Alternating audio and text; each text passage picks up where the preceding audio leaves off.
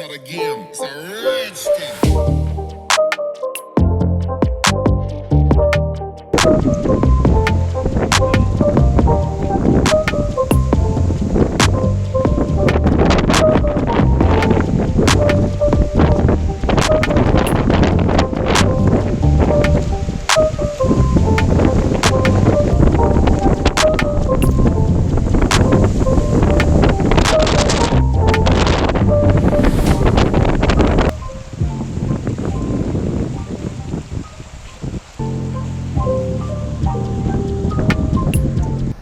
Welcome back to Dave and Audrey Does Outdoors on quite a windy weekend up in a Scottish Munroe. We're going to try and maybe do a summit camp, but we've had 40-50 mile/hour winds today, so not too keen on that. We're up in Glen Shee, up from a hotel called the Dulzine Hotel just off the Spittal in Glen Shee, and really interestingly this was the place of the highest railway in the whole of the UK for a while back in the Victorian days, so I'll talk you through a bit more as we go. As you can see, there's still remnants of a narrow gauge railway line right up the valley, up to a shooting lodge up there which we'll pass, so I'll talk you through some of that as we go. We're going to have a little dry freeze-dried meal tonight, which I've never really done. What else? We've got the scarp. It's going to be windy. I don't know if we'll get a summit. If it's 40, we'll probably just try and dip down a wee bit. But really fascinating, lovely place up here. So thanks very much for taking the time to tune in, and welcome aboard to anyone who's new to the channel. After my friend Richard Outdoors gave me a wee shout out, had a little flurry of activity, so I really appreciate everyone's time. I know how busy everyone is, but thanks for joining me and Audrey. I'll talk you through a little bit what the channel's about, but today we're going to do a wee Munroe. We're going to camp overnight and all the wee bits and bobs that come with it. I'm travelling relatively light, but it's still quite a weight, so I'll do lots of bits of footage as we go, because the old Victorian single gauge, sort of narrow gauge railway line used to run right up this valley, and the Victorians would get all dolled up and go and have tea. So you can see some of the remnants. There's an old bridge, for example, not for the faint-hearted. So I'll crack on, we'll get you back in a minute. So you can see the train track ran right up this valley, and back there 100 years ago the snow would be 20 feet deep, and you can see where Audrey is. There's old railway sleepers still in the hillside, and it follows right around. You can see it just skirting around the side, so it's a nice path to walk on, and you can really visualise those Victorians coming up to Glen Shee in the winter in the snow. It'd be really quite exotic. So so far a couple of wee walkers coming down, but no one going up, so I'm hoping we're going to have the hill to ourselves. But again, you know, it's popular up here. And so the weather, we've had a bit of rain today. As I said, it's really windy. Should keep away the midges. I've brought my hat in case I need to put my net on. I'm not sure how much wind you're picking up because it's still blowing 30, 40. It's supposed to ease off, so we'll crack on up and around the corner, and I'll keep bringing you back for some beautiful views. But it's absolutely, this is one of my favourite spots in Scotland, Glen Shee. This is where we've skied since we were in the Scouts years and years ago, so really special, beautiful place. I've never camped up here, so this is a first. And if necessary, we'll come low and get down there somewhere. Might get in for a wee dip in there, don't know, is it tomorrow morning, depending. Beautiful Victorian old railway bridge halfway up a mountain. Getting there, it's taking longer as usual. It always takes a bit longer going up the way, so, and we're not even on the sort of proper hill path. So but yeah, lovely old sort of railway remnants for any of the railway enthusiasts. That's the proper path right up there, and then over, and then the Munroe's actually higher than that. So yeah, it's a lot steeper and further than I remember, needless to say.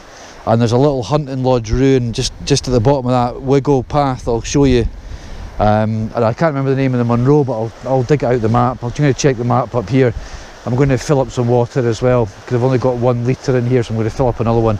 There probably won't be much water as we get higher and higher, so I know this source is good. So I'm just filling up using the little Sawyer Mini. I'm keeping her on our lead because there's still some sheep floating about. The weather's still looking okay. The clouds, it's not super low. We're about to go. This is the old hunting lodge here, and the railway line used to sort of just cut right into the hillside. It would stop here, passengers would disembark, and this would be like a hunting lodge that they would come and have tea and a sandwich and stuff. But back then, I mean, the snow would be, in the winter, this would be, I don't know, 10 feet, 15 feet easy up here, this high. Even this winter there's been some decent snow. Right, so I'm just going to fill up. I think I can't find my tripod. I think when I took my rucksack off away down there, I've managed to drop my little tripod, and I don't know if I've got the time to go back or the energy. I'm not sure. I'll see. I'm going to fill up the water and take stock. It was strapped in here, and I took off to stabilise my jacket. It's always the same. You have to bring so much stuff. You're going to forget something. But I'm going to concentrate on filling this up just now and then decide what we're doing. Right guys, we're going to call that a total fail. I've come back to find the little tripod sitting on the path, which is fine, so that's the result. I haven't lost my tripod. The wind's not easing up, it's still, I would say 40, and that's low. I think it's going to be 50 at the top. It's getting late, it's about 7, and as well as that, I've an absolute rookie error, number 1. I filled up my little blue water bottle up there and put it into my rucksack, and I've just realised I haven't put the lid on right, and I'd put it at the top of my rucksack and it's poured right through my rucksack, and my sleeping bag's at the bottom. It's in a separate compartment. Is it in a dry bag? I'm not even sure if it's in a dry bag. So I'm going to basically call it a day. My head's been, I don't know, work's been full on again. I won't bore you with the detail, but dropping that, coming all the way back, it's 7. I've not had my tea. There's little spots here. My sleeping bag's probably wet. My jumper and my coat is, that I've felt. Put my hand in the rucksack. So not a complete waste, about a 5-mile hike. I'm going to go way back down here.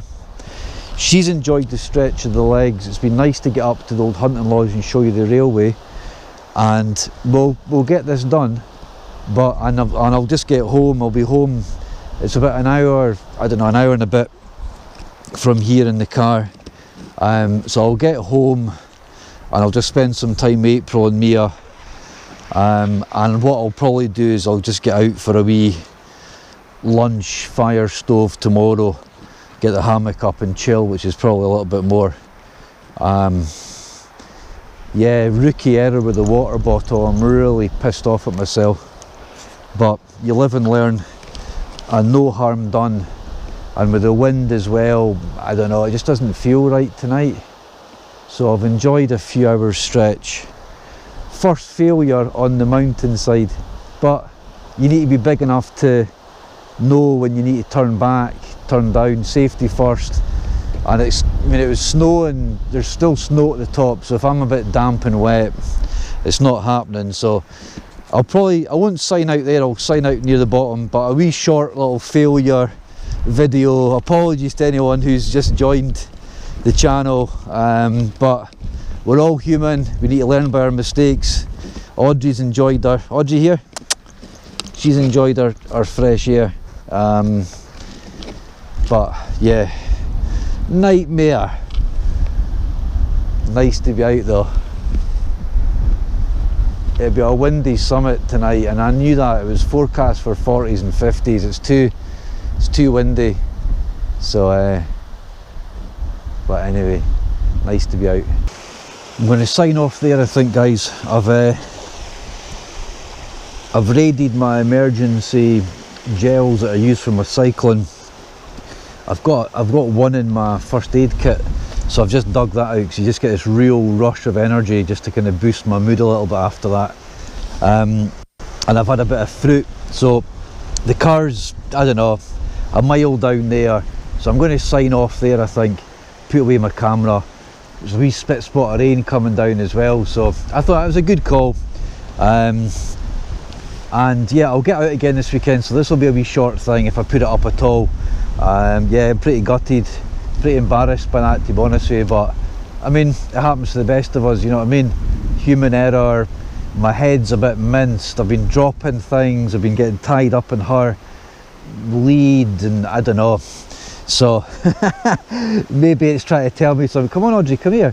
So sometimes you just need to know when to pack up. So, but we'll get up this, we'll get right to the top of that, and you've seen some of the interesting elements, so the next time I'll just skip past some of this and we'll get up to the top of the Munroe. So listen, thanks again for tuning in. Apologies for that one, it's a wee bit of a kind of a strange one, but it happens, so I hope everyone's taking care, and we'll do a bit more of a kind of proper one hopefully over the weekend, and I'll fill again with what I've been up to and so on. So thanks again for all your subscribes and your subscriptions and your thumbs ups, and it's all very, very appreciated, so thank you, and I'll see you on the next trip.